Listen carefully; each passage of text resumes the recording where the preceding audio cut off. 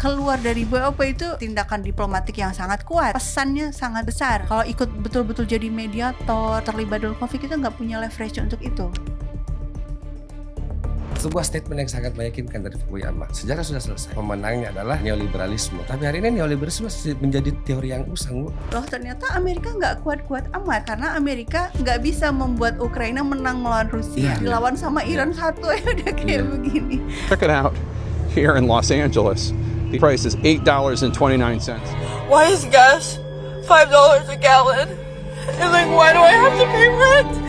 Kalau kamu ngerasa hidupmu tuh sia-sia, inget aja tuh Amerika. Kalau Amerika Serikat itu di awal di 28 November nggak ada tuh cerita Selat Hormuz disebut-sebut. Sekarang tujuan perang kita membuka lagi Selat Hormuz. Ya kan sebelum perang Selat Hormuz nggak ditutup, bahkan gratis. Dan itu satu kota itu sholat Jumatnya di satu tempat. Dan berbahaya, satu soal geopolitik, yang satu soal fikih. Nah, kesadaran-kesadaran kayak gitu yang ditanamkan dari kecil sehingga sekarang meskipun mereka dibombardir kan nggak ada kata-kata menyerah. Tampak di depan mata ini ada negara yang sangat memperhatikan rakyatnya, yaitu Iran. Di zaman perang keluar beritanya Iran, gaji dinaikkan. Di Indonesia,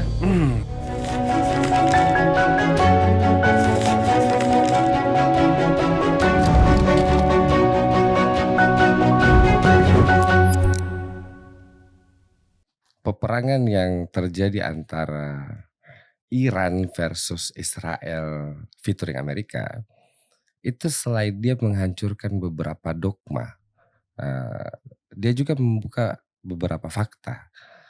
Dan salah satu fakta yang dibuka bahwa ternyata ini bukan sederhana tuduhan-tuduhan sektarian atau perdebatan-perdebatan institusionalisme agama, lebih daripada itu gitu. Bahwa ini adalah sebuah konflik yang multidimensi, dan di kesempatan ini saya sebenarnya bersyukur sekali karena narasumber saya ini adalah orang yang saya baca tulisannya dari dulu, orang yang pernah tinggal di Iran dan saat ini menjadi analisis konflik Timur Tengah, the one and only. Selamat datang Bu Dina Sulaiman. Terima kasih Ya, Bu. terima kasih udah diundang ke sini, senang sekali. Ya, terima kasih Bu. Bu, ini adalah wacana hari ini. Kita tidak pernah mendapatkan bahwa ternyata isu Iran itu bisa sampai di level setinggi ini gitu. Menjadi perhatian semua orang gitu. 45 tahun, 50 tahun di embargo. Tapi seperti yang saya bilang tadi, akhirnya muncul beberapa fakta yang kemudian kita bisa berprediksi. Misalnya statementnya Iran mengatakan bahwa ada transaksi menggunakan yuan yang menjadi syarat. Akhirnya orang akan mengerti, oh ada yang dimaksud dengan petrodolar gitu. Nah, ada kemungkinan nggak sih perang ini bisa menggeser tatanan dunia ini ke bentuk yang lebih baru atau gimana? Saya pikir memang arahnya ini ya, Iran itu sedang membuat realitas baru ya di Timur Tengah ya. Perang itu memang pada akhirnya akan memunculkan realitas baru, dan yang memunculkan itu adalah pihak yang menang, pihak yang lebih kuat. Dan ini saya pikir yang membuat orang banyak terkejut adalah justru yang lebih kuat dalam perang ini malah Iran. Betul. Padahal Iran ini kalau dari sisi kekuatan militernya di dunia itu ranking 16. Sementara kalau Amerika ranking 1. Ya. Dan dana militernya Amerika tuh hampir per tahun 1 triliun US dollar, sementara Iran itu sekitar 8 miliar US dollar. Artinya sebenarnya jomplang sekali ini. 1 triliun Bu, US dollar. 1 triliun di currency nasionalnya Amerika. Oh berarti mirip dana 1 triliun per hari kita mirip dana militer kayaknya. Iya, jadi dana Amerika tuh besar sekali. Industri militernya juga sangat canggih. Tapi kok bisa justru sekarang tanda-tanda yang muncul justru Amerika Serikat yang akan keluar dari Timur Tengah dan Iran memunculkan realitas baru, antara lain itu tadi Selat Hormuz dia kendalikan. Dan yang boleh lewat itu adalah sahabatnya Iran gitu kan, atau negara-negara yang terbukti tidak menolong Amerika Serikat dan Israel untuk menyerang Iran, dan ada uang tolnya, tol laut. Dan harus dibayar pakai yuan pula kayak gitu kan. Tapi itu kan sah-sah saja kan Bu sebenarnya. Secara politik dan hukum internasional sah-sah saja kan harusnya. Iya, sah saja Sah dari saja. sisi bahwa, iya sebenarnya misalnya ada sih yang menyatakan bahwa, kalau lalu lintas internasional tidak Hmm. boleh diblokir semaunya. Tapi Hmm. ini kan situasi sudah, betul-betul sudah tidak ada lagi pertimbangan hukum internasional di sini karena Hmm. pihak Iran pun, sebenarnya adalah yang diserang. Betul. Nah, pihak yang diserang berhak untuk melawan kan. Betul, Mbak. Perlawanan Iran itu baik dengan senjata dan juga dengan dengan, menyeleksi siapa yang lewat di Selat Hormuz sehingga Hmm. dari sisi ini ya Iran berhak untuk Betul. melakukannya, dan, sebenarnya kan, bukannya Iran membuat ekonomi dunia, jadi, sulit seperti sekarang, yang salah justru negara-negara itu. Mengapa harus Hmm. menolong Amerika Serikat dan Israel? Nah, Coba mereka berbaik-baik saja nah, gitu ya, dengan Iran. Boleh lewat kapalnya kan gitu ya. betul. Jadi, ya saya pikir ini, luar biasa bahwa sebuah negara yang diembargo Emang. sangat lama Betul. sejak 79, ya, dan anggaran militer itu sebenarnya ternyata sedikit loh Iya, dibanding, GDP keseluruhan gitu, anggaran keseluruhan. Tapi bisa ya memaksimalkan anggaran yang sedikit murah banget sodong. membuat senjata yang sangat efektif, artinya memang, ini ya, kalau saya pikir militernya Iran itu, kalau yang saya bayangkan ya, Iya, itu kayaknya kalau rapat itu mereka kalau di HI itu ada yang disebut game teori iya gitu game ya. theory. Jadi kayak kalau ini melakukan A, kita melakukan apa? Ini Nah, melakukan iya, semua kemungkinan iya, di ini kan, dipetakan. sehingga kita lihat hari ini apapun yang dilakukan Amerika Serikat dan Hmm. sekutunya itu sudah ada persiapan, Iya, siap. udah ada antisipasinya. Bahkan ke hal-hal terkecil, soal cyber itu ya. Loh Hmm. kok sudah ada timnya bikin film-film Iya, Lego itu. itu filmnya tuh nggak orang-orang nggak expect loh bahwa Iran bisa merilis film yang menceritakan perang sekontekstual sekarang gitu. Ya, dan itu dalam Dimengerti waktu Genzi. berarti itu sudah dipersiapkan karena dalam Betul, waktu sesingkat itu nggak mungkin bisa bikin, yang betul. sedetail itu Iya, dan cepat pula iya. bikinnya kan. Berarti kan udah ready semua gitu ya, apapun ininya, semua kemungkinan Iya, itu oke ini langkahnya, langkah berikutnya ini, langkah berikutnya ini. Dan saya pikir ini yang, salah, perhitungan Amerika Serikat dan betul. Israel di situ ya. Mhm. Mereka nggak nyangka, Bahwa Iran akan bertahan selama ini. iya, Mereka mereka kan berpikir bahwa ini sama dengan operasi Irak. Saddam mhm, jatuh tek tek tek kuasai udah iya, lupakan senjata pemusnah massal gitu. Nah, mhm mhm, Bu, yang harus mungkin masyarakat kita tahu karena kan Iran ini adalah negara yang diembargo hampir 50 tahun.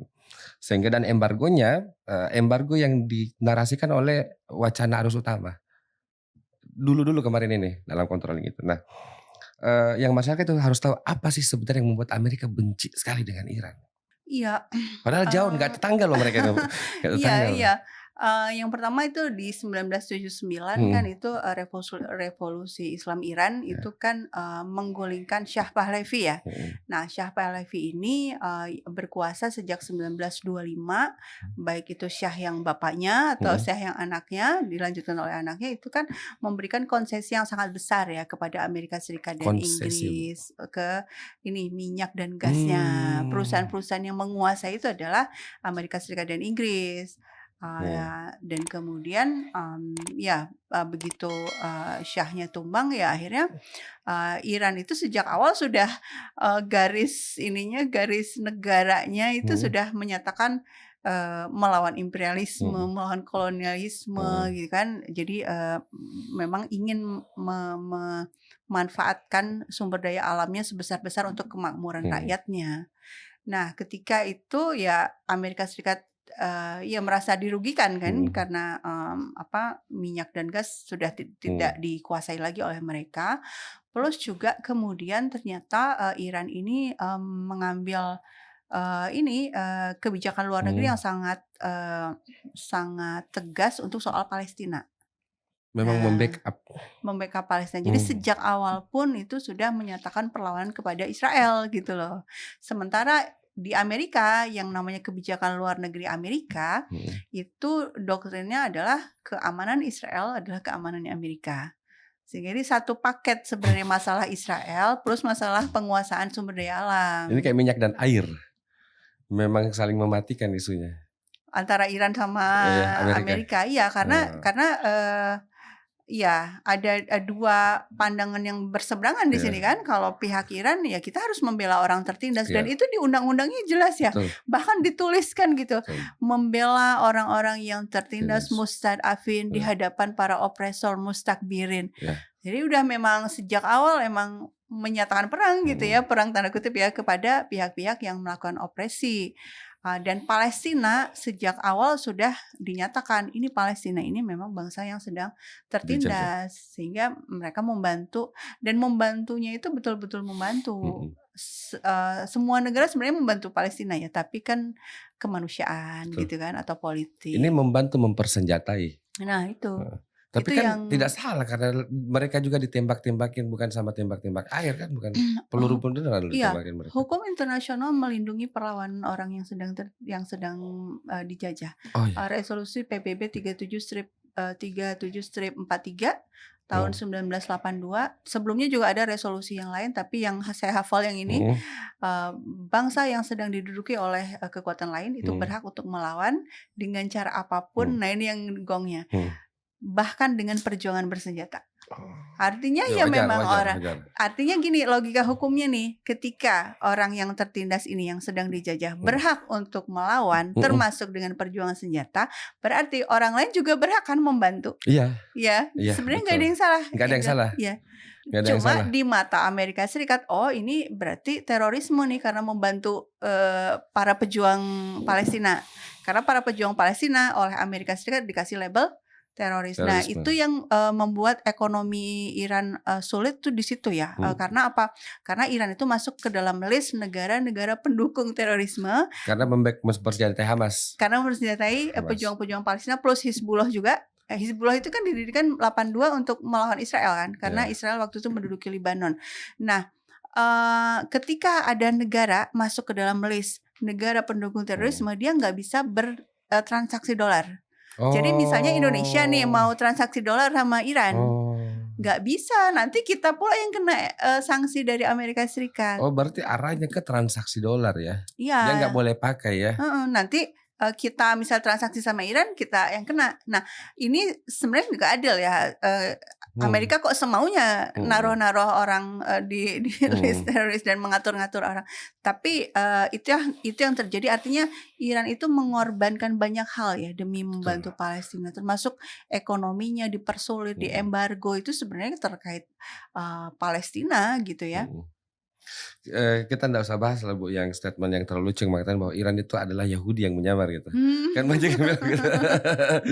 Iya itu yang menarik sebenarnya, siapa yang menyebarluaskan itu? Kalau kita lihat secara geopolitik, narasi bahwa Syiah itu sesat, bersahabat sama Yahudi, itu dibentuk oleh orang-orang Yahudi gitu ya. Itu tuh disebarluaskan di era Perang Dingin kan, oleh siapa? Oleh Arab Saudi, dan itu diakui oleh Muhammad bin Salman. Bu, kan itu tentang bacaan begitu, saya tuh bilang begini, kayak kalau itu cerita betul, saya harus angkat topi sama Abdullah bin Sabah ini. Ini orang jago sekali Bu, bayangkan Bu, dia hanya bermodalkan sendiri dan naik di atas keledai, dia bisa pecah mazhab. Berarti dia jago sekali. Apa tidak jago itu Abdullah bin Sabah bisa bikin mazhab sebesar ini bermodalkan gembala yang naik di atas keledai. Ya, jadi banyak yang nggak logis kan cerita-cerita itu ya. Nah, kalau Ibu Dina melihat situasi dunia hari ini Bu, konflik Rusia Cina, dan ini kan berentetan konfliknya kan, kita bisa lihat bahwa ternyata yang berkonflik hari ini itu adalah negara yang bisa dibagi secara dua kubu sebenarnya. Misalnya Iran versus Amerika, konflik juga Rusia versus Ukraina gitu, Cina Taiwan misalnya gitu. Nah, keberpihakan Taiwan kepada faksun Amerika atau ke Ukraina hubungannya dengan Amerika gitu. Apakah memang kita selagi memasuki tahapan di mana ini bukan lagi kapitalis sosialis, perang kutub barat kutub timur, peninggalan perang dunia II, tapi ini memang fase baru dalam tatanan internasional? Ya ada yang menyebut ini munculnya multipolarisme gitu ya. Artinya muncul kekuatan atau negara-negara baru yang dia kuat secara keuangan, secara ekonomi, secara politik, dan tidak mau lagi tunduk kepada Amerika Serikat. Kalau sebelumnya kan unipolar ya. Unipolar. Setelah Soviet runtuh jadi unipolar. Unipolar. Semuanya takut dan tunduk pada Amerika Serikat. Tapi kan kemudian ketika Cina naik, ekonominya menjadi sangat kuat, akhirnya dia berani untuk berkata tidak gitu. Rusia sejak 2022 Februari itu naik daun justru karena dia ternyata bisa bertahan ya. Padahal kan Ukraina tuh dibantu NATO sama dibantu Amerika Serikat. Maksudnya bantuannya itu besar-besaran, tapi ternyata bisa. Jadi Rusia itu bahkan mengalami embargo tuh, pohonnya di embargo ya, Yang kucing ditutupin jaring, Bu. ya Pohonnya ditutupin segitunya jaring. dikucilkan sama Eropa, Eropa. tapi bertahan. Dan itu membuat kemudian negara-negara selatan melihat, loh ternyata Amerika nggak kuat-kuat amat. Kenapa? Karena Amerika nggak bisa membuat Ukraina menang melawan Rusia. Dan kemudian uangnya Rusia kan dibekukan oleh Amerika Serikat. Akhirnya negara-negara selatan lihat, oh berarti kita gawat nih kalau punya dolar terus disimpan di bank. Mendingan kita Ditarik bertransaksi dengan uang kita masing-masing. Jadi memang ini menunjukkan era di mana negara-negara yang semula takut atau tunduk pada Amerika itu sudah mulai berani karena melihat ternyata powernya Amerika semakin turun. Nah sekarang di Timur Tengah saya pikir itu semakin tereskalasi ya keberanian-keberanian negara-negara selatan ini, karena melihat ternyata Amerika nggak hebat-hebat amat dilawan sama Iran satu ya udah kayak begini. Dan dia dilawan sama rudal murah, drone murah. Drone murah yang banyak. Rodanya juga murah dibanding Patriot, dibanding Tomahawk.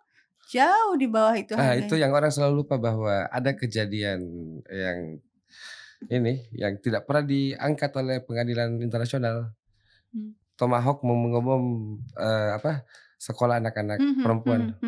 Kita selalu lupa bahwa itu adalah kejadian di hari pertama.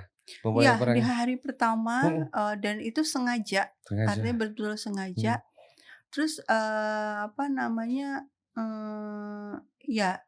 saya pikir Iran itu kemudian selalu, jadi Iran tuh punya kemampuan untuk mengambil sisi atau mengambil poin yang kemudian membuat orang relate. Jadi yang kejadian di Minab ini, pengeboman terhadap SD ya, itu kan kemudian akhirnya dibuat filmnya, dibuat berbagai propaganda, tapi propaganda yang dalam konteks yang baik lah gitu, mengingatkan kepada semua orang, ini loh Amerika yang katanya ingin menyelamatkan perempuan Iran, justru malah membunuhnya anak-anak perempuan Iran gitu ya. Nah ini saya pikir yang membuat banyak orang, apalagi di negara-negara Barat itu kayak kaget gitu. Terus akhirnya melihat bahwa ya memang Amerika salah gitu kan. Iya, karena Tomahawk itu itu rudal yang sangat punya desain khusus soalnya, Bu. Iya, dan presisi kan. Tomahawk presisi. Jadi siapa yang punya Tomahawk? Iya, cuma Amerika yang punya. Terus Trump bilang dipinjam itu atau disewa atau iya. Trump memang parah itu, pernyataan-pernyataannya banyak sekali yang nggak logis ya. Kalau saya sih melihat, Bu, kayaknya memang itu bagian dari skemanya dia. Untuk menciptakan, mungkin mereka punya sekarang mungkin mereka karena tidak bisa mengendalikan arus informasi, hegemoni, ya dia menciptakan disonansi kognitif aja dengan narasinya.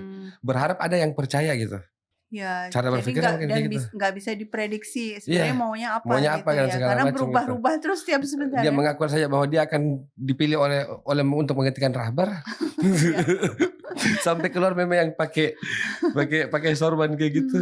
Nah, kalau Rusia dan Cina, Ibu melihat ini bagaimana kemungkinannya? Kalau saya melihat gini, Rusia dan Cina itu dengan Iran itu ada irisan kepentingan. Nah, tapi jadi ada titik yang sama, mereka berkepentingan apa itu melemahkan Amerika. Tapi mereka bukan bersekutu, mereka bukan aliansi. Belum jadi aliansi ya? Belum. Karena apa? Karena Rusia dan Cina itu kan dia punya ya karakter mereka masing-masing lah. Cina merasa ya mendingan saya duduk saja ngelihat kan Amerika hancur. Nah, di saat-saat tertentu mungkin memberikan bantuan intelijen, tapi tidak dalam bentuk aliansi yang betul-betul berperang bersama, Karena enggak. ini orang-orang juga kan mitos juga cara berpikirnya nih Bu. Mhm. Mengatakan bahwa ini sudah didukung, ini seolah terbentuk aliansi apa semua dan segala Karena macam. itu inferioritas saya pikir, Hmm. seolah-olah nggak percaya Hmm. kalau ada sebuah negara dan negaranya muslim pula gitu Iya, kan, betul. tapi bisa gitu, Bisa, ya bisa. pasti ini dibantu nih, nggak mungkin sendirian, pasti Betul. dibantu sama ini, ya karena itu ya, karena kita selama puluhan tahun itu kayak dicekoki bahwa orang Islam tuh nggak bisa ngapa-ngapain gitu kan, lemah, nggak bisa, teknologi itu pasti Iya. miliknya orang lain gitu. Yahudi selalu menganggap bahwa Zionis selalu Hmm. menganggap bahwa mereka itu adalah orang yang spesial. Nah, Hmm. saya ini punya pandangan pribadi, diskusi-diskusi agak nyeleneh pandangan saya. Saya bilang begini, tahu nggak kenapa nggak diturunkan ini nabi di Persia? Ya karena Persia sudah bisa mengatur dirinya sendiri. Harus kita lihat juga apa kondisi kenapa Tuhan menurunkan nabi. Tuhan menurunkan nabi itu pada bangsa yang harus memang diintervensi. Ini nggak bisa mikir sendiri nih gitu. Kayak Arab gitu, yang kalau dilepaskan tiba-tiba anak perempuan lahir aib dikubur. Kan nggak bisa berproduksi bu bangsanya. Jadi Tuhan harus turunkan kecerdasan diintervensi nih. Nah, kalau berkali-kali diintervensi jangan anggap dirimu spesial. Saya pandangan saya seperti itu, Bu. Entah kayak itu salah atau benar. Kalau saya melihat itu kayak kan dia menganggap bahwa dirinya spesial. Dari kami banyak lahir nabi. Kayaknya Ya, kan masuk akal. diintervensi terus, nah, Bu. Terus kalau konflik ini terjadi sekarang sebenarnya, masyarakat Amerika hari ini melihat presidennya saja sebagai sesuatu yang lelucon, krisis legitimasi. Bisa tidak saya mengatakan bahwa kayaknya sebenarnya Francis Fukuyama harus menarik kata-katanya di buku The End of History and the Last Man. Karena itu kan dibuka dengan sebuah statement yang sangat meyakinkan dari Fukuyama. Sejarah sudah selesai. Pemenangnya adalah neoliberalisme. Tapi hari ini neoliberalisme menjadi teori yang usang, Bu. Tidak ada lagi yang harus diharapkan dari seperti Amerika. Bahkan orang membenci itu, membenci apa yang dilakukan oleh demokrasi hari ini. Kalau demokrasi ternyata hanya memberikan kemewahan, terus Iran membuka fakta bahwa ternyata pemimpin Islam di Iran tidak sama pemimpin Islam di Arab yang pakai Porsche dan segala macam. Sayyid Ali Khamenei bahkan di lorong buntu sampai selesai akhir hayatnya itu. Apakah ini bisa juga berarti bahwa akan ada ideologi baru yang muncul, Bu? Saya pikir ada nilai-nilai universal yang kemudian dengan mudah diterima ya oleh publik sedunia ya. Nilai-nilai soal integritas, soal kesederhanaan, soal konsistensi, keberanian, dan juga itu ya artinya gini, biasanya di dalam perang itu biasanya yang mati duluan tuh pasukan. Ini malah kalau di Iran yang mati duluan pemimpinnya, jenderal-jenderalnya gitu kan. Itu kan jadi memunculkan doktrin baru dalam perang ya. Meruntuhkan semua logika perang kita. Iya. Dan itu yang membuat banyak orang kemudian semakin mencari sebenarnya Iran itu apa sih. Kemudian akhirnya terlihat ternyata perempuannya pendidikannya sangat tinggi. Ternyata 60% mahasiswa di Iran itu perempuan gitu kan. 60%, Bu? Iya, jadi mereka kan masuk ujiannya itu kan sama, nggak peduli tes apa kalau di Indonesia SNBT gitu, pokoknya ujian masuk perguruan tinggi kan mau laki-laki perempuan sama, dan nature-nya perempuan lebih rajin kan biasanya kan untuk belajar, untuk mempersiapkan diri, mereka yang lebih banyak masuk, dan dari 60% itu lebih banyak yang di bidang STEM, sains, teknologi, matematika. Perempuan. Iya. Tuh, ini sih maksudnya hal yang menarik sih kan. Saya tuh punya keyakinan sampai sekarang masih subjektif. Kalau kita memperbaiki sebuah bangsa itu kita perbaiki lembaga perkawinannya. Perkawinan, pendidikan juga. Iya, dan kalau memperbaiki lembaga perkawinan, perbaiki perempuannya. Kan begitu. Karena perempuan ini kecerdasan yang ini kan, dia harus dicerdaskan memang perempuan ini kan gitu. Nah, saya tidak sangka angkanya setinggi di Iran.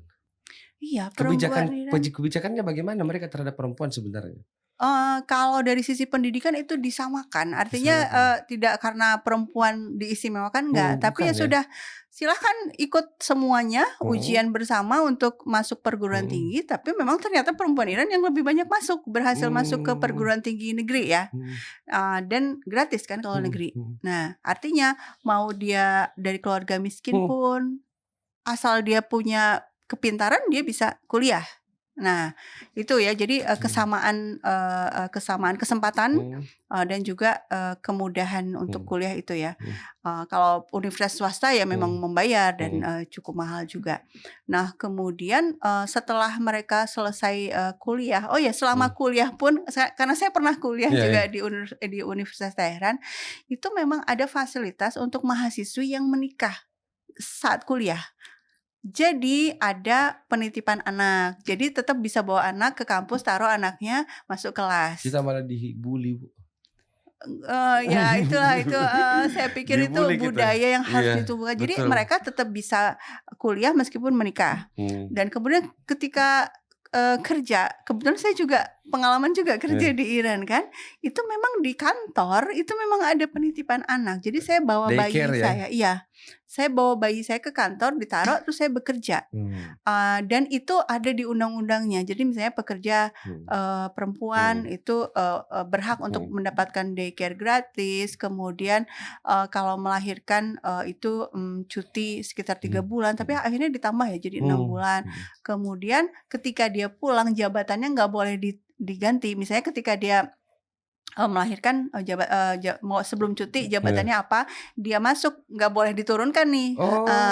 terus juga gajinya juga Mhm. harus tetap Tetap itu, tetap full dan full. itu, saya merasakan bahwa ya memang betul Mhm. dilaksanakan. Artinya ketika Mhm. sewaktu itu saya sempat, Mhm. bekerja tuh sambil, waktu Mhm. itu juga, melahirkan 2 Mhm. anak gitu ya. Mhm. Nah, gaji full, terus, rumah sakit ditanggung semuanya. Padahal ini diembargo negara ini. Iya. Tapi gini, maksudnya gini, kalau kita waktu saya di sana itu kita, melihat ya kan diembargo Mhm. artinya gini, ekonomi sulit, tapi untuk hal-hal yang standar, yang, hal-hal pokok itu Mhm. dipenuhi. Mhm. Kalau mau bermewah-mewah memang sulit mungkin Mhm. gitu ya, artinya, kalau semuanya sama-sama hidup sederhana ya bisa tercukupi Iya. gitu kan. Yang penting tadi itu, kesehatan, pendidikan, Mhm. digratiskan, Mhm. makanan murah Mhm. disubsidi, kan itu yang sebenarnya paling dibutuhkan ya oleh Mhm. masyarakat. Nah, Bu, saya melihat ya kalau misalnya dari ceritanya Bu Dina ini, kan Iran ini sejak 1979 dia mengganti nomenklatur negaranya Mhm. menjadi Republik Islam Iran, Mhm. gitu. Dan ketika fakta ini terbuka, ini kan membantah banyak hal ini fakta ini. Mmm. 60% perempuan. Kita kita ini melakukan bahwa kita harus, memberikan treatment khusus, mengintervensi kuota 30%. Padahal Mhm. seharusnya dibuka saja kan, tidak perlu dibatasi 30%. Saya malah melihat 30% itu pembatasan kalau saya. Nah, yang itu kalau di politik di Iran itu, Heeh, sebenarnya gini, jadi kan, kan di UNDP itu ada indeks ya, indeks indeks, betul. Gender Inequality Index, Iya betul, indeks ketidaksetaraan gender gitu betul. kan. Nah, kalau waktu itu saya pernah bikin paper, Mhm, saya cek, indeks Indonesia mhm, untuk itu ya, mhm, yang Inequality Index itu posisinya lebih baik mhm, sedikit dibanding Iran. mhm, Tapi kemudian dicek, kenapa sih kok Iran, skornya mhm. lebih rendah karena misalnya, yang diukur adalah keterwakilan perempuan di parlemen. Keterwakilan Nah, kalau Indonesia karena ada jatah kan 30%, 30%. Nah, ya. kalau Iran enggak, dibuka, ya Dibuka ya, siapapun siapapun mau silahkan dia gitu laki-laki kan. mau Iya. perempuan. Nah, Nah, cuma kan nggak ada partai politik di Iran kan. hmm. Jadi nggak ada yang ngatrol gitu loh, nggak ada yang istilahnya, ngebantu terus kemudian Oh, dia masuk ke nggak ada partai parlemen. politik dia dulu? Nggak ada. Bagaimana Jadi dia bagaimana dia dia betul-betul maju. Jadi orang yang masuk ke parlemen artinya orang-orang yang memang betul dia tuh dikenal oleh masyarakat dan kemudian emang masyarakat percaya, "Iya, nanti kamu akan bawa suara ini saya," kayaknya harus gitu. jadi penelitian ini karena ini partai politik kan terlalu sombong juga nih mengatakan bahwa partai politik adalah kerangka demokrasi yang tidak bisa dihapuskan dan segala macam. Nah, ada Mhm. konteks ini negara tidak punya partai politik ini. Iya, nggak ada. Nggak ada kan? Iya nggak ada. Iya, sehingga tadi itu kenapa kok gender inequality indexnya Iran agak rendah ya karena yaitu keterwakilan perempuan di Iya. parlemennya memang rendah. Tapi kalau kita lihat sistemnya memang ya ketika perempuan misalnya harus ketika mau masuk ke parlemen berarti dia betul-betul apa ya ke masyarakat nyari datang ke rumah-rumah memperkenalkan diri, mungkin itu terasa berat juga buat mereka gitu kan. Saya nggak bayangkan karena 60% sarjana S1-nya adalah perempuan dan perempuan-perempuan yang S1 ini adalah berapa Bu? Dari 60%-nya? 70%-nya Yang STEM. sains. Sains. 70% sains. Bagaimana anaknya tidak saintik cara berpikirnya generasi selanjutnya? Kalau kita lihat anak Iran itu kecil-kecil tuh ya kalau ngomong lancar banget. Maksudnya kayak beda sumber genetik otak jadi kayaknya. ini apa namanya makanya kalau pejabat Iran diwawancarain kan sekarang yang lagi viral banget siapa itu Menlu Arakci ya. Kenapa banyak yang terpesona sama cara ngomongnya, tapi kalau yang udah kenal sama orang Iran biasa aja itu sih cara ngomong emang begitu. Jadi kalau berbicaranya itu teratur, runut, dan itu dari kecil gitu sudah terbiasa seperti itu. Kalau saya lihat sepertinya di sekolah-sekolah tuh udah dibiasakan untuk bicara ya, artinya nggak perlu takut ngomong gitulah. Itu apa namanya didorong untuk berani bicara dan saya pikir itu skill yang setara dengan menulis juga gitu ya, setara dengan membangun kecerdasan dari kecil gitu ya. Betul. Nah Bu, konflik ini juga akhirnya membuka mata orang-orang Indonesia. Tapi bukan tentang Timur Tengah, tentang ada munculnya kesadaran, oh ternyata minyak kita cuma bertahan 21 hari. Dan kita ternyata adalah negara yang mengekspor LPG. Cuma banyaklah hal yang terbuka akhirnya karena satu nama yaitu Selat Hormuz. Seberapa penting memang ini Selat Hormuz dalam perdagangan internasional? Seberapa seksi dia? Ya kan produsen minyak dunia yang terbanyak itu kan Qatar, Uni Emirat Arab, Arab Saudi gitu ya, Kuwait, Bahrain, itu semuanya harus lewat Selat Hormuz kapalnya gitu kan. Kita mau beli dari mereka ya berarti kapalnya harus lewat Selat Hormuz. Selama ini gratis lewat Selat Hormuz itu. Selama ini? Selama ini. Oh selama ini gratis bahkan? Gratis. Oh sebelum perang? Iya. Kenapa Amerika pergi? Jadi makanya lucu Amerika Serikat itu sekarang kan tujuan perangnya kan dia bergeser terus kan tujuan perangnya. Di awal di 28 November nggak ada tuh cerita Selat Hormuz disebut-sebut. Sekarang tujuan perang kita membuka lagi Selat Hormuz. Ya kan sebelum perang Selat Hormuz nggak ditutup bahkan gratis.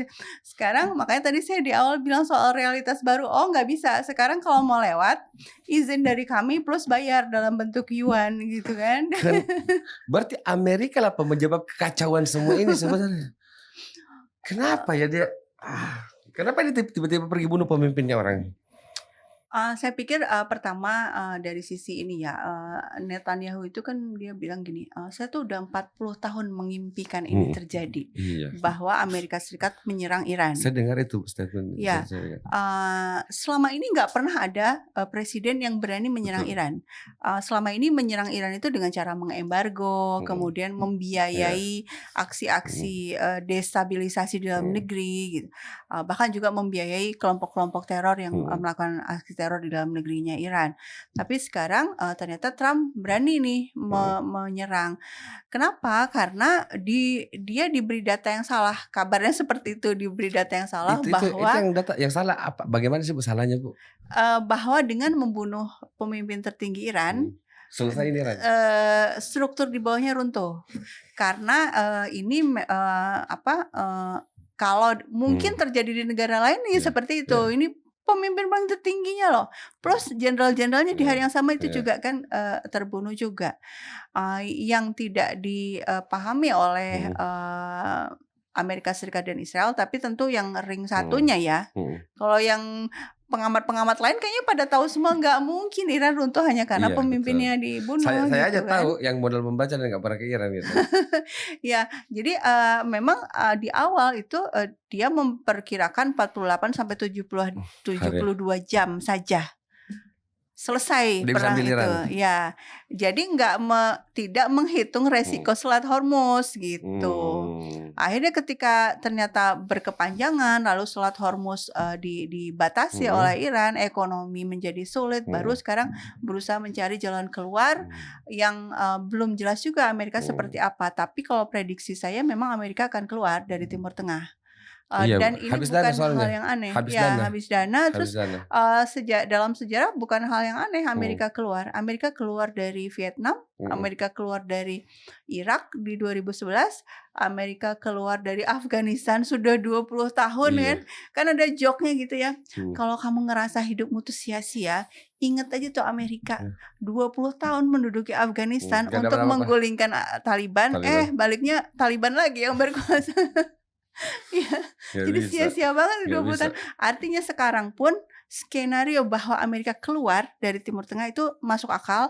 Apalagi New York Times juga sudah mengakui 13 pangkalan militer Amerika Serikat di Timur Tengah udah nggak bisa dipakai lagi. Ketika nggak bisa dipakai lagi, ya sudah kan tentaranya dievakuasi. Dan memang sekarang sedang proses evakuasi itu tentara-tentaranya Amerika.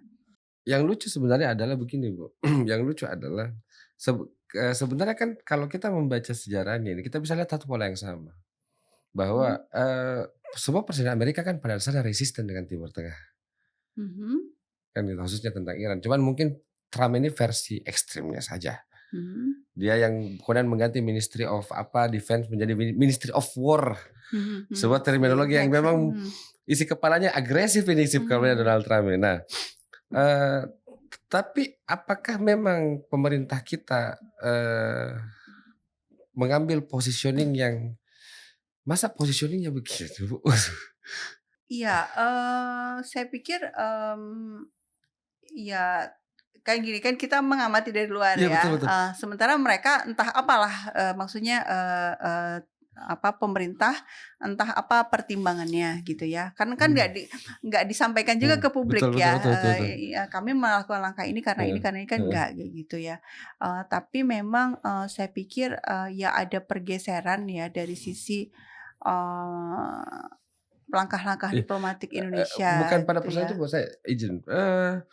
Unnecessary movement-nya ini, Bu. Contoh misalnya. Ini bukan tentang BOP, sebenarnya bukan. Statementnya Pak Presiden bahwa dia juga harus menjamin keamanan Amerika Israel untuk keamanan dunia. Itu kan statement yang enggak penting gitu maksud saya.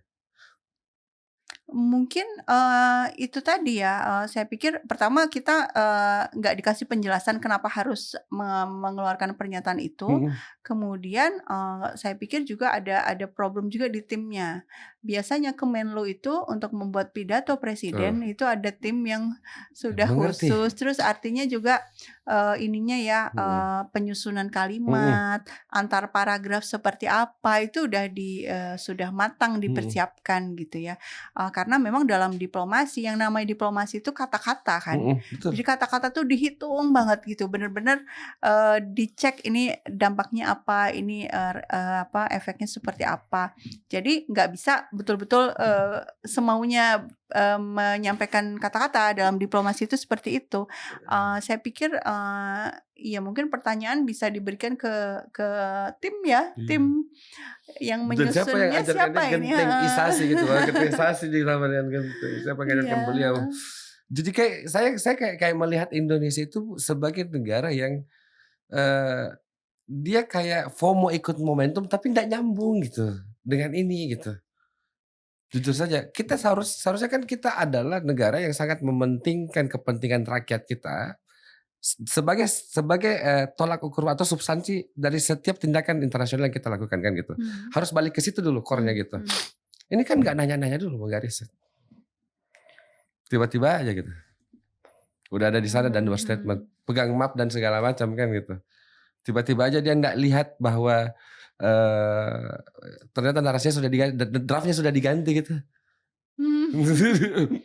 Tiba-tiba aja. Iya, memang itu pertanyaan banyak orang ya, artinya tapi gini, saya pikir dengan situasi yang berubah drastis ya, apalagi sudah ada 3 tentara kita ya yang gugur ya. mudah-mudahan ini memberikan apa ya, alarm ya, ya benar-benar ini ada masalah loh, ya ada masalah di sini kita harus evaluasi lagi, dan sama sekali apa namanya, bukan hal yang memalukan kok Iya, kalau kita ini ya, melakukan perubahan-perubahan, misalnya sudah terlanjur, iya, BOP iya, misalnya, heeh, atau sudah terlanjur heeh, menjanjikan iya, pengiriman tentara ke Gaza iya, misalnya.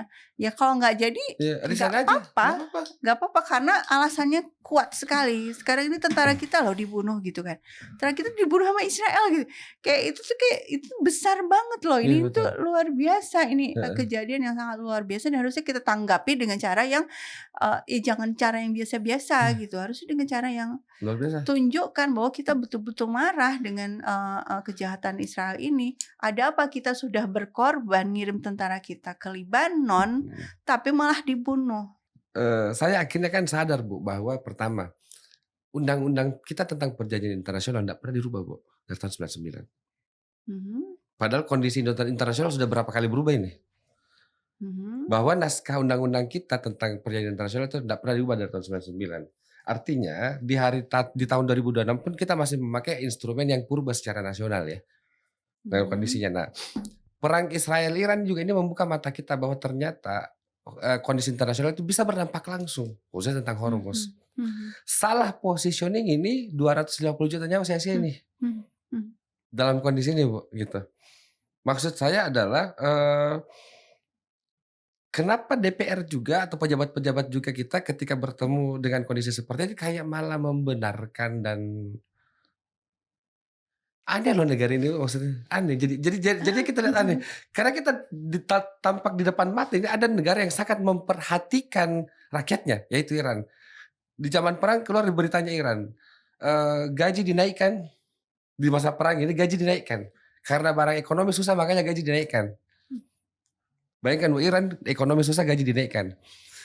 Indonesia, MBG ditambah. Nggak ada yang berani kritik presiden, Bu.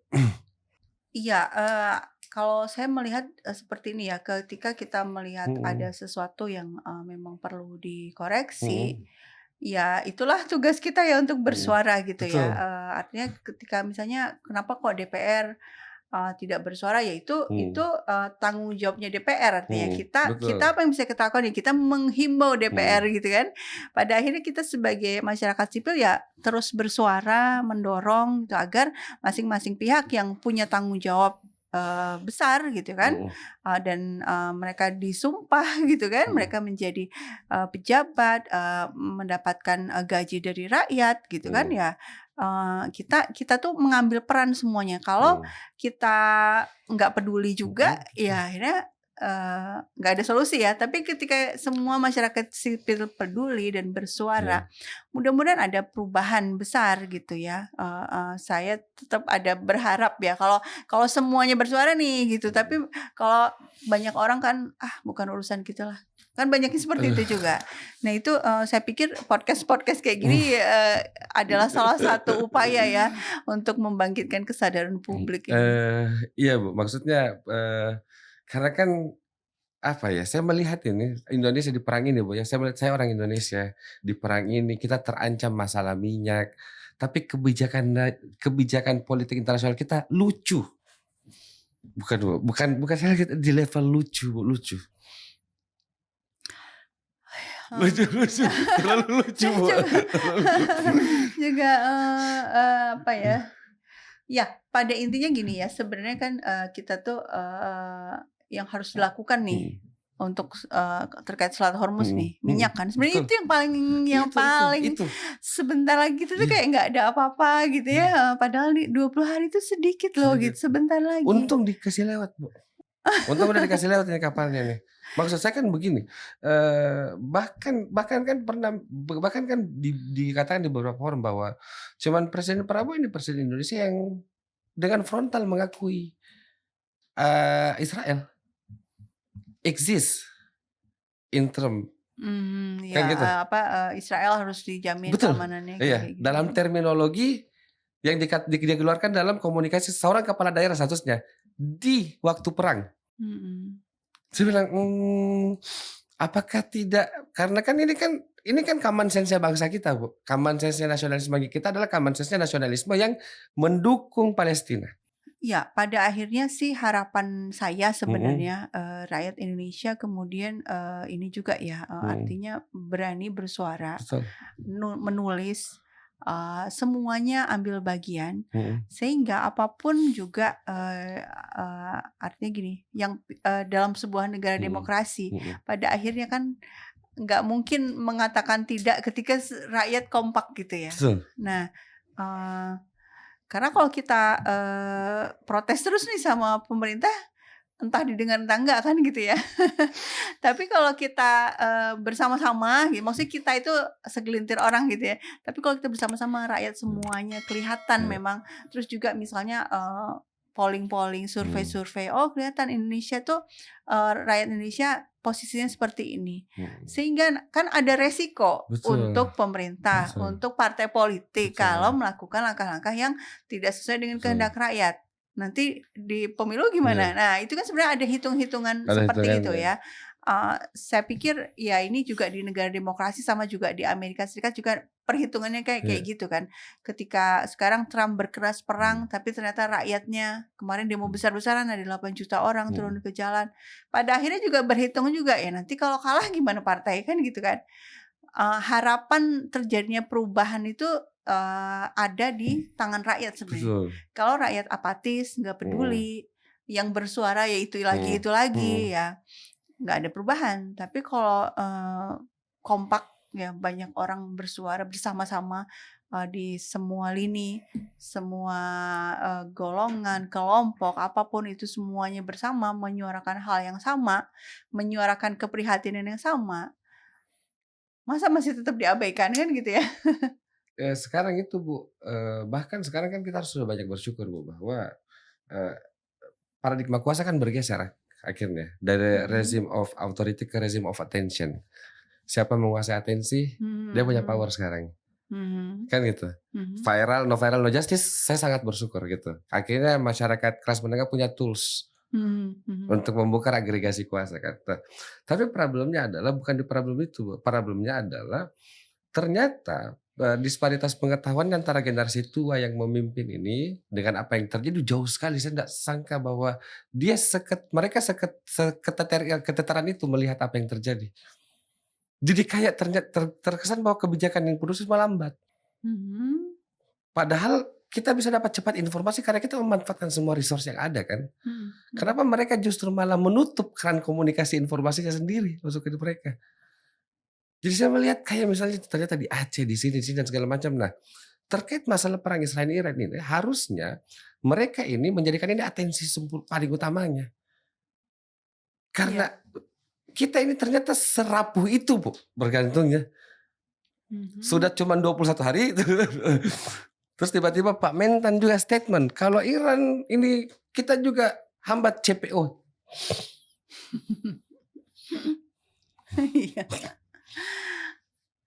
Ya pada akhirnya ini sih saya pikir ya edukasi juga memerankan peran penting. Kesadaran geopolitik itu sebenarnya harus dari kecil ya. Betul. Kalau pengalaman saya waktu di Iran itu kan di Iran itu sholat Jumat itu kan satu kota satu sholat Jumat. Jadi satu kota itu sholat Jumatnya di satu tempat gitu. Kalau di Teheran tuh di Universitas Teheran biasanya. Jadi staffnya tuh panjang berkilo-kilo kan karena memang satu aja gitu di situ satu tempat. Dan pidatonya khutbahnya kan khutbah tuh 2 kali ya. Itu satu soal geopolitik, yang satu soal fikih dan ibadah-ibadah itu baru satu. Tunggu. Khutbah tentang geopolitik? Ya. Di Iran? Ya khutbah Jumat tuh. Khutbah Jumat geopolitik. Jadi kan orang sholat Jumat bawa anak kecil kan, anak-anaknya dibawa kan. Ya dari kecil sudah denger itu.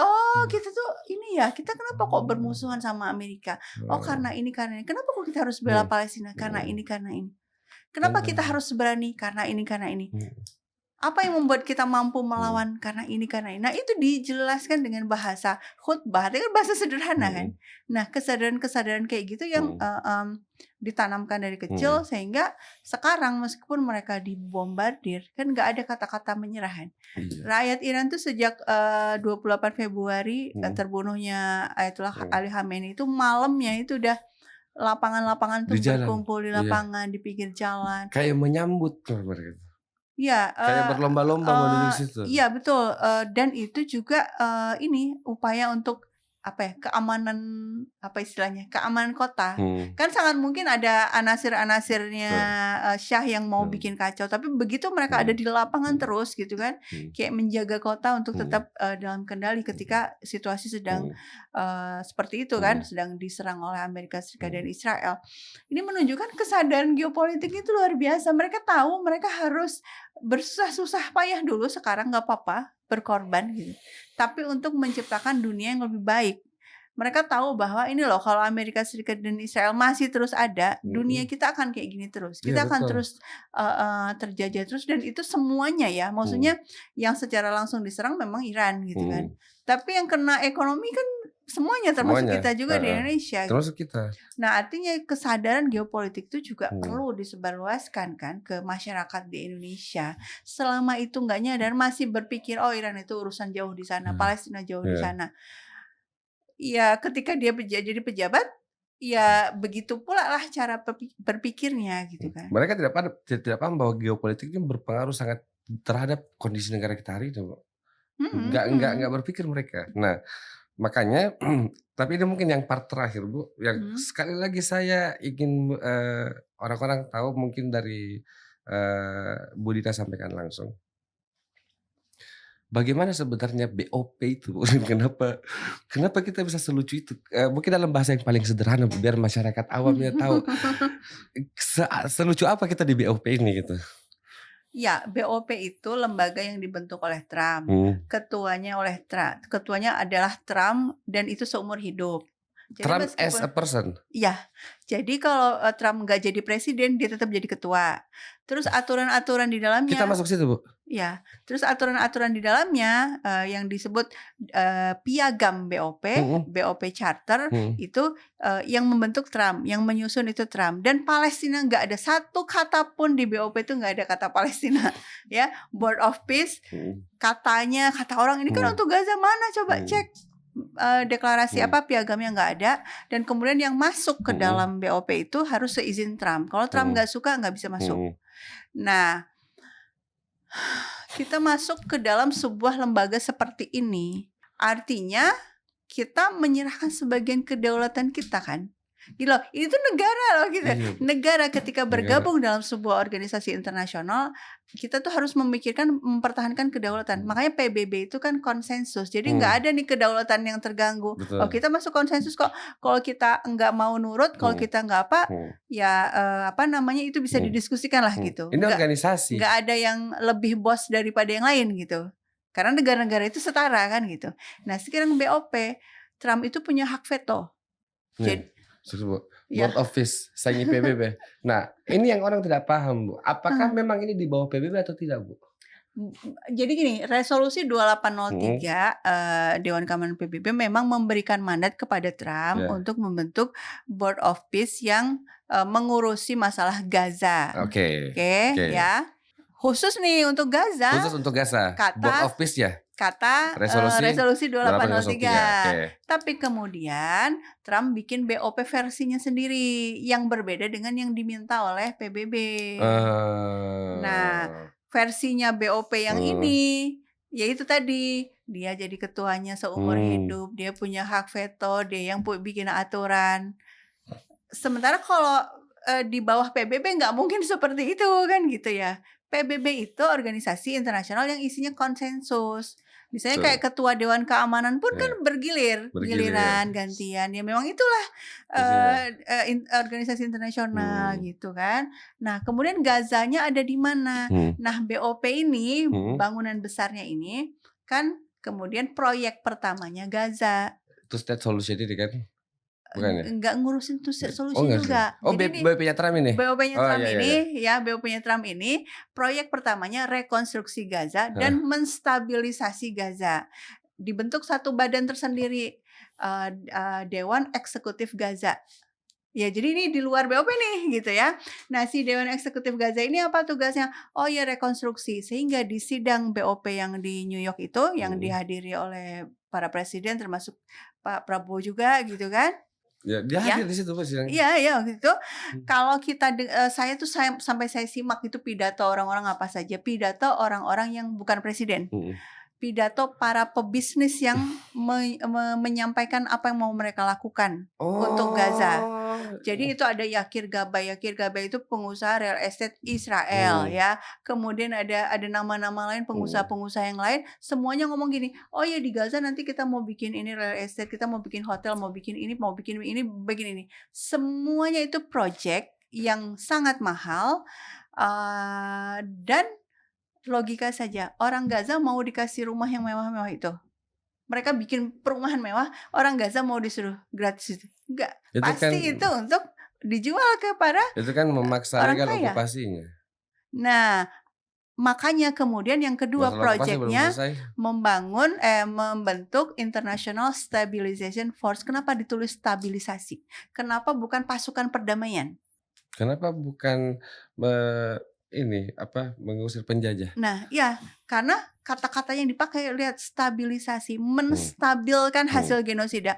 Ini Gaza sudah rata, mari kita stabilkan, kita jaga keamanannya supaya orang Palestina nggak melawan lagi. Orang Palestina silahkan hidup berdesakan di Rafah dan kan memang dibangun kan perumahan khususnya. Nanti orang Palestina semuanya ngumpul di sana. Nanti sisa tanahnya dibikin hotel ini. Nanti orang Palestina boleh nanti jadi office boy di situ, boleh jadi cleaning service di situ. Ya, berarti kan bukan memberikan kemerdekaan buat Palestina gitu ya. Memang kalau pidato para presiden beda sendiri, cuma kan kita perjanjian itu lihat detailnya dong gitu lah. Hari itu di hari yang sama di forum yang sama itu semuanya bacain proposal masing-masing. Kita mau begini, begini. Semuanya bisnis. Gak ada bicara soal Palestina tuh orang Gaza itu bisa akan dikasihkan kemerdekaan apa enggak sih? Akan mereka berdaulat nggak di tanah itu di Gaza itu? Sama sekali nggak dibahas. Justru yang dibahas adalah oke, proyek ini akan kita laksanakan tapi Hamas harus dilucuti dulu. Ya, memang begitu ininya. Dan ISF itu tugasnya kan untuk melucuti Hamas dan para pejuang lainnya. Saya enggak mengerti juga Bu tentang statement yang bahwa kita ini adalah kesempatan untuk jadi kuda Troya. Saya kan nonton juga tahu kisah Troya lah. Saya bilang kalau jadi kuda Troya itu kan tergantung siapa yang ada dalam isi perutnya kuda Troya itu. Kepentingan siapa yang kita bawa masuk ini. Kita jadi kuda Troyanya siapa, proksinya siapa kita di situ. Iya, jadi kalau terkait BOP ini memang ya saya berkali-kali juga bilang di media ya, jadi sebenarnya apa sih alasannya gitu loh. Artinya gini-gini semua kita udah ngomong nih ya. Kampus-kampus sudah bikin surat pernyataan kan. Unpad juga udah bikin ini pernyataan suara pajajaran gitu. Pokoknya yang meminta pemerintah untuk ini terkait terkait BOP. Untuk meninjau kembali BOP, meninjau kembali perjanjian trade itu ya, perjanjian ART itu. Dan itu kan hasil kajian ya. Maksudnya ini loh. Tapi kenapa kok pemerintah tetap bertahan di BOP? Sehingga kan jadi bertanya-tanya. Nah itu yang nggak pernah diberikan jawabannya kan. Selalu mengatakan demi Palestina. Loh kalau demi Palestina sudah ada jawaban yang tadi saya bicarakan. Itu kalau benar-benar Palestina bukan begitu caranya kan gitu kan. Orang-orang soalnya staf presiden jujur saja mungkin di podcast itu saya sampaikan bahwa staf presiden yang saya lihat berdebat di grup tentang Palestina menunjukkan ketidaktahuannya tentang Palestina. Itu sumpah. Berarti kau ini tidak kenal Palestina. Kamu adalah orang yang bernarasi Palestina karena kau posisi presiden hari ini. Bukan karena benar-benar kau mengerti tentang Palestina gitu. Karena Palestina itu sebenarnya bukan persoalan ini. Persoalannya sederhana kok. Okupasi atau bukan? Itu aja. Okupasi atau bukan? Faktanya sederhana, presiden pertama Israel kewarganegaraan Palestina paspor. Ini kan terlalu jauh mundur Bu ini. Perdebatannya terlalu jauh mundur. Perdebatannya tidak mengerti tentang apa yang terjadi sebenarnya dalam perspektif hari ini gitu. Iya, kalau sebenarnya kan cara termudah itu cek hukum internasionalnya Betul, apa. itu betul. Sudah jelas resolusi PBB menyebutkan bahwa Palestina itu diduduki, Diduduki. occupied territory. Betul. Nah, kalau diduduki itu sama dengan dijajah. Okupasi. Posisi kita ya udah jelas, berarti kita melawan penjajahan. Iya, Kan betul. Undang-Undang Dasar 45 sudah menjelaskan itu, sudah ada amanah kita harus melawan penjajahan. Jadi ini emang nggak rumit, bener tadi kata Mas Ridha, nggak rumit, udah ini Nggak rumit, penjajahan, okupasi. kita harus melawan penjajahan. Dan kalau ini dipandang sebagai penjajahan, artinya kita tidak akan keluar pernyataan bahwa Israel harus dijaga keamanannya, karena yang harus dijaga keamanannya adalah orang yang sedang dijajah, harus dibela, harus dimerdekakan. Makanya pada waktu saya dengar statement itu, saya berpikir langsung dua hal. Apakah pemerintah saya sekarang ini adalah orang yang berbeda, atau ternyata undang-undang dasar kami berbeda? Ya kayaknya beda. Kayak cetak undang-undang saya beda deh kayaknya. Preambulnya nggak ada kayaknya, Bu. Ya, saya pikir mungkin paradigma itu yang belum disepakati ya, bahwa ini penjajahan loh gitu. Apa artinya dari occupied? Nggak ada. Pendudukan paksa. Karena kan masih banyak yang berusaha mengaburkan, oh ini rebutan tanah, ini. Jadi banyak yang memberikan apa ya, pengaburan. Iya, pengaburan ini dengan banget ini. Terus ini kan masalah Yahudi versus Islam. Enggak, terlalu jauh. Udah jelas kita hidup di zaman modern. Cek hukum internasionalnya apa, selesai. Islam punya rukun iman. Salah satu rukun imannya iman kepada kitab Allah, dan salah satu kitab Allah adalah Taurat. Udah selesai. Itu diajarkan saya dari SD, dan saya beriman dengan itu, dan saya Islam. Udah. Tidak ada persoalan di situ. Apakah saya otomatis Yahudi? Ya rukun Islam, rukun iman. Iya. Berarti beda iman kita kalau beda rukun. Menggunakan kacamata agama untuk kasus penjajahan nggak akan menyelesaikan masalah. Betul. Iya kan? Apalagi di Palestina kan semuanya ada, Kristen ada di situ, orang Yahudi yang aslinya juga ada di situ, gitu kan? Dan okupasi ini kan dilakukan oleh Zionism. Ini yang orang selalu mengkabur bahwa batasan antara sebuah international movement dengan sebuah agama. Memang sejak awal mereka mengaburkan itu ya. Orang Zionis itu berlindung di balik agama Yahudi. Jadi mereka mengklaim bahwa ini gerakan Yahudi, padahal gerakan politik Zionis kan sebenarnya seperti itu. Cuman yang menarik terakhir Bu, statementnya apa? Statementnya Ministry of War-nya Amerika. Yang di NATO itu dia bilang bahwa musuh kita ini Islam. Mau Sunni, mau Syiah. Nah, saya capture itu, Bu. Dan saya jadikan story WA. Dan saya kutip kalimatnya Imam Ali di Nahjul Balagah. Musuhmu dan sahabatmu itu ada 3. Sahabatmu itu adalah sahabatmu, musuh dari sahabatmu, sahabat dari sahabatmu, kan gitu. Dan musuh dan sahabat dari dan musuh dari sahabatmu. Musuh dari musuhmu. Musuh dari musuhmu. Itu sahabat gitu. Sedangkan musuh kita ada 3 juga. Musuh kita sendiri, sahabat dari musuh kita, kan gitu. Dan musuh dari sahabat kita. Ya, lihat aja persahabatannya. Ini kita dinaikkan, ini kita lagi direduksi loh makna agama hampir selevel dengan state. Dia paksa itu, Amerika lagi paksa makna religius turun selevel dengan state untuk dihantam sebagai lawan. Karena ya berharap dukungan publik ya, publik Eropa, publik Barat gitu. Artinya gini, kenapa sih itu kan pernyataan baru ya si Hegseth tuh ngomong gitu. Karena kan ini powernya Amerika udah bener-bener berkurang. Tuduhan nuklir orang sudah tahu nggak ada, Iran nggak ada bikin nuklir ya. Tuduhan HAM orang juga sudah tahu ini apa enggak gitu ya, sudah hoaxnya sudah banyak kebongkar. Akhirnya pakai kartu terakhir bawa agama akhirnya. Ya berharap sentimen itu masih ada. Kalau kayak gitu apa bedanya dengan ISIS dan Al-Qaeda ya? Kan sama, mereka juga sama. berjuang tanda kutipnya bawa-bawa agama. Kita melawan musuh Allah kan gitu ya. Sama, mereka juga sekarang sedang bawa-bawa agama untuk berusaha menggalang opini publik agar mendukung Amerika dalam berperang melawan Iran. Tapi saya pikir dunia sudah ini ya, artinya kesadaran publik itu sudah luar biasa berkat media sosial. Orang udah tahu gitu kan. Dan kebencian publik kepada Amerika Serikat yang jelas-jelas agresor dan membantu Israel itu udah sangat meluas, sehingga ya narasi itu sebenarnya nggak akan memunculkan dukungan dari siapapun yang dia inginkan. Tapi sayangnya gitu, memang di Indonesia ada saja sih yang masih bawa-bawa agama juga untuk urusan ini. Saya pikir ya itu tugas kita bersama-sama ya, memberikan edukasi dan terus berbicara gitu. Bu, ini pertanyaan terakhir mungkin karena waktunya sudah 1 jam, tapi saya punya pertanyaan yang pengen banget saya tanyakan sama Bu Dini nih. Ini kan kondisinya bahwa pemerintah kita ini kayak lagi tidak mendengar siapa-siapapun. Seandainya Bu ada kesempatan, Bu Dina dipanggil dan pemerintah begini, oke lah saya serahkan kepada seorang Dina Sulaiman. Apa yang harus kami lakukan di langkah internasional sekarang? Apa yang akan Ibu Dina lakukan? Iya, posisi kita di dunia internasional itu apapun yang kita lakukan kita harus melihat kita punya leverage-nya di mana, daya tekan kita di mana. Ya, kita saat ini mohon maaf harus terpaksa diakui kita uang nggak punya, ya kan? Senjata juga pas-pasan, ya. Jadi kita apa yang bisa kita tanda kutip jual dalam diplomasi?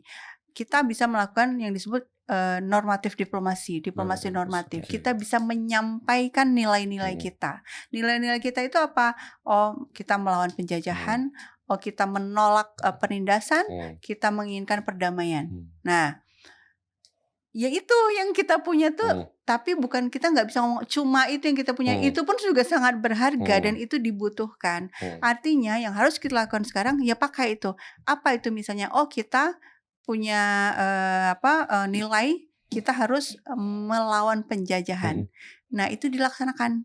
Apa itu? Misalnya sekarang kita melawan penjajahan, kita melihat bahwa BOP itu dipimpin oleh Trump dan Israel juga masuk di sana. Kita mundur di situ. Betul. Kita melawan penjajahan ISF.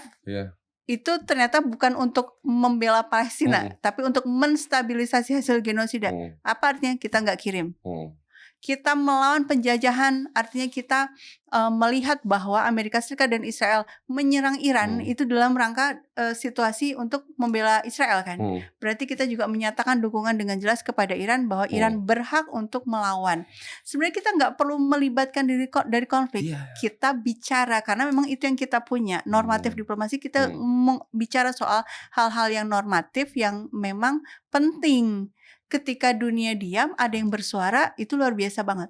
Dan kita keluar dari BOP itu tindakan diplomatik yang sangat kuat, itu pesannya sangat besar yang dan akan memberikan pukulan juga kepada upaya Amerika Serikat dan Israel yang itu kan mereka ingin menunjukkan citra mereka didukung loh oleh negara Muslim terbesar sedunia, yaitu Indonesia kan gitu kan. Nah, ya itu yang harus dilakukan gitu ya. Dan itu bukan dan itu memang yang batas-batas yang kita punya. Kalau ikut betul-betul jadi mediator terus terlibat dalam konflik, kita nggak punya leverage untuk itu. Dan itu juga sangat berbahaya untuk kepentingan nasional pasti kan Bu. Kalau terlalu agresif ini sekarang, yang mau jadi mediator gitu maksudnya. Oh iya, dan nggak didengar juga. Makanya leverage itu kan daya tekan. Misalnya gini, Cina kok bisa memediasi Iran sama Saudi? Duitnya banyak. Cina bisa ngomong, oke, kalian rukun nih, saya investasi di sini, investasi di sini. Mediator itu memang begitu, harus punya kekuatan ekonomi, kekuatan politik gitu loh. Mungkin kita lanjutkan di diskusi dalam prolog. Bu Dina, terima kasih banyak. Sama-sama. Terima kasih banyak atas kesempatannya dan semoga bisa membuka wacana teman-teman tentang apa yang terjadi di kondisi geopolitik kita hari ini. Sampai ketemu di kecemasan-kecemasan selanjutnya.